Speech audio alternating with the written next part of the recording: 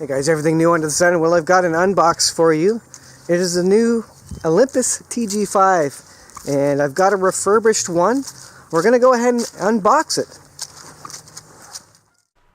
Alright, welcome to the unbox. I did get a reconditioned, also known as refurbished, item to the TG-5 from a store.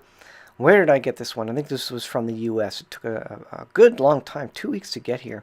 So it comes with the USB power cable, a nice little strap, which I did put on. Comes with your USB charger, pretty standard, wall-wart sort of thing. It came with very limited documentation. I guess this is what comes with the refurbished model. I was expecting a big manual, but I got really the bare bones stuff.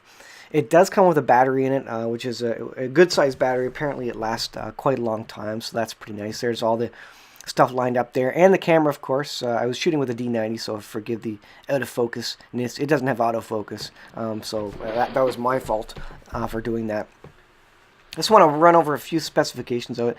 This is a 12 megapixel, which is a step down from the TG4, and that's because it's better in low light with the lesser number of pixels.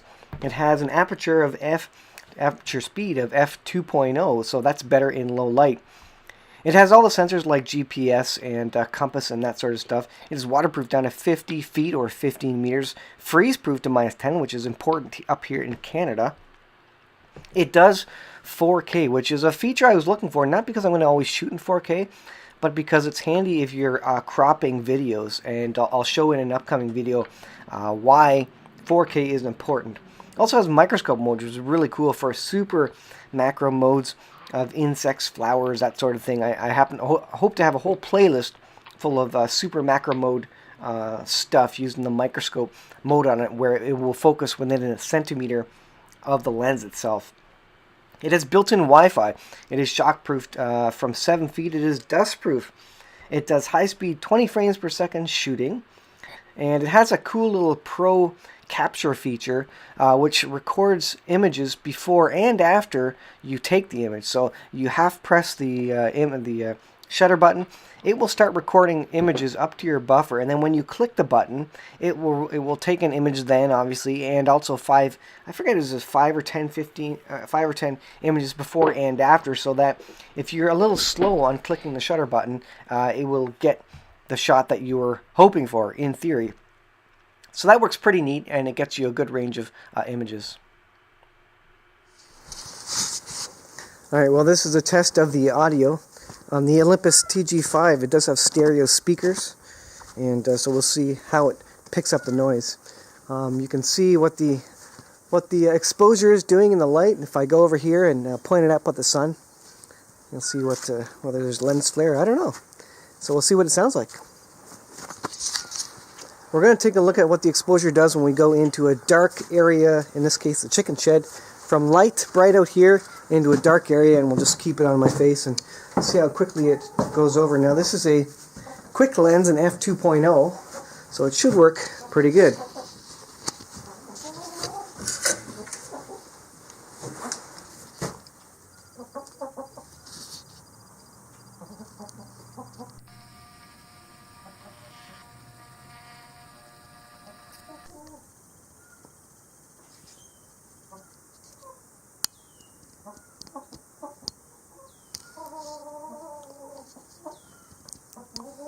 You notice the brightness drop off as I zoom in there.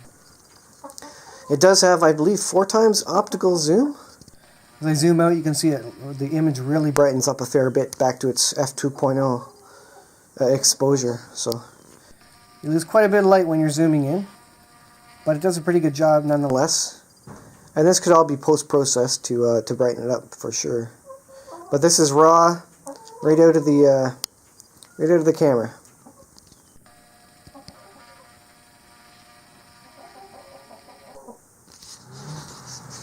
This is in auto mode with full HD, which I assume means 1080p. And I'll just be quiet. You can look at the river and hear the sounds.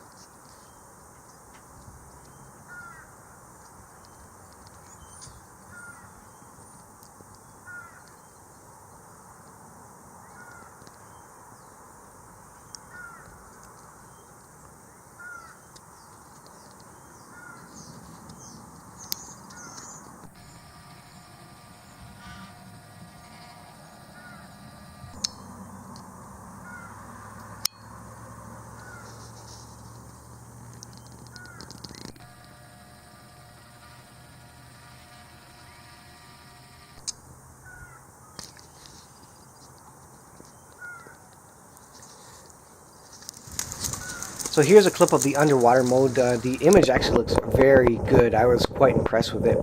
Very nice. When I did take it out, the audio was inaudible, which you'll hear in a second due to the water in the microphone. There we go, and it's quite dirty already. This is brackish water. You're hearing the audio from the camera directly after I pulled it out of the river. The lens is actually all dirtied up, and I assume the audio isn't the best. I'm going to blow out the speakers, but that's an example of what it looks like when it comes out of a dirty room. Here's the super macro mode. You can see what depth of field it has. It has a really tight focus, really small depth of field when it's in super macro mode. But this is a flower from a pine tree, which you don't normally get to see because it's pretty tiny. I had to hold it with my fingers because the wind was blowing it around as well.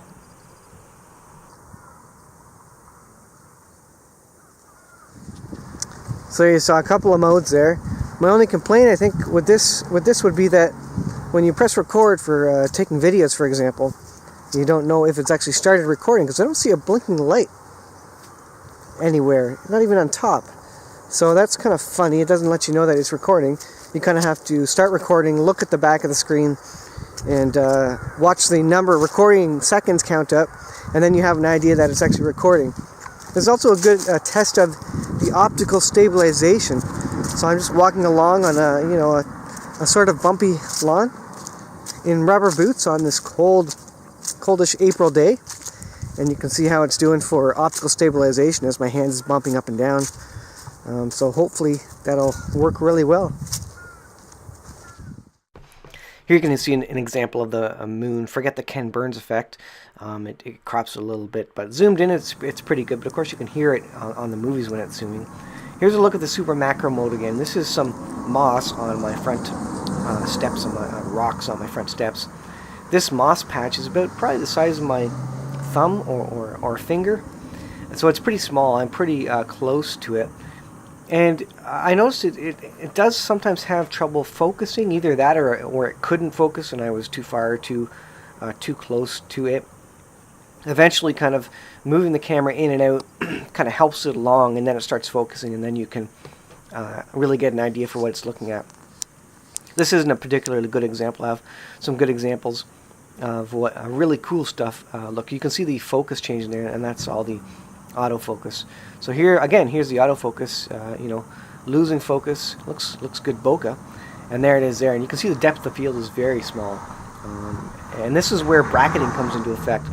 The next two images, left and right, you're going to see is the bracketing feature, where the one side shows just a very small depth of field, and the other one takes a number of shots at different focal lengths to get a more complete picture. So the one on the right is kind of blurry, more blurry around the edges, and so that's the one where it did not do the bracketing. So the bracketing function works really well, and that probably wasn't the best example, but here's some lichen on, again, a piece of wood that is about the size of my thumb, and these lichens were tiny. I have a video coming up. You can actually see a bug on here, which I could not see with the naked eye.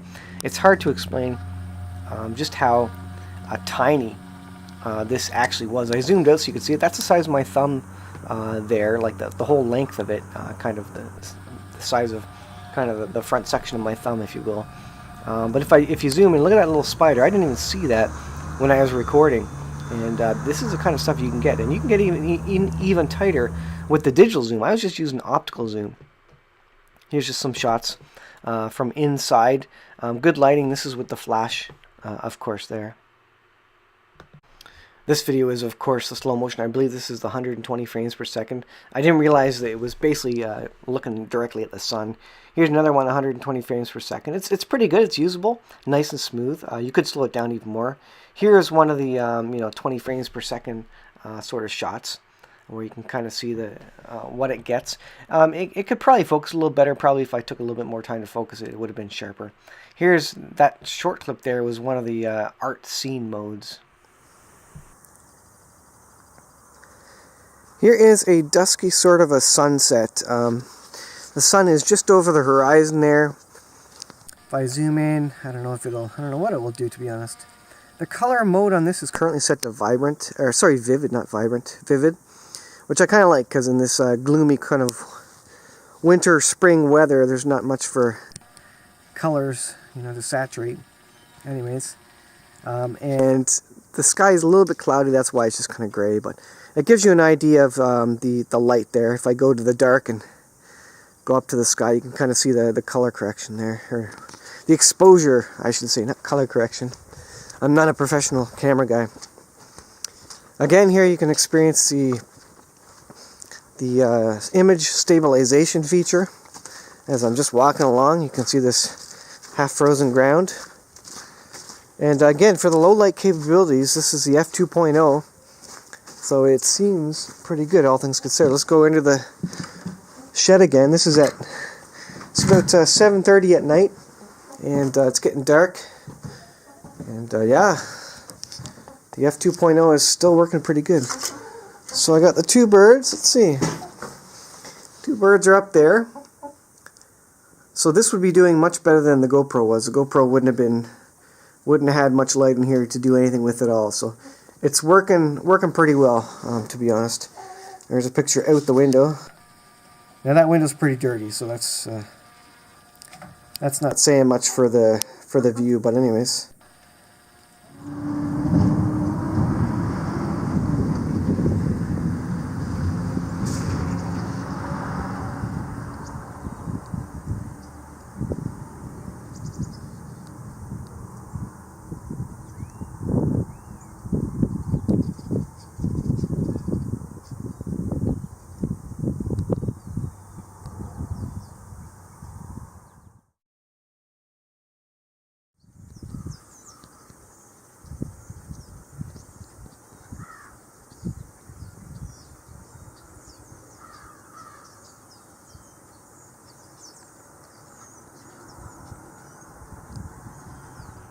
And just a few more random shots, just so you get an idea for the lighting and the sort of shots that it can take. I think it's really, really nice, brilliant, nice colors.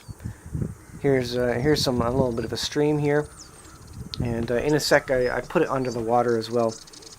Under the water, clear water, it works great. It seems to work great. It's unfortunate with the zooming. You can hear a lot, but you're not going to do a lot of zooming underwater, anyways.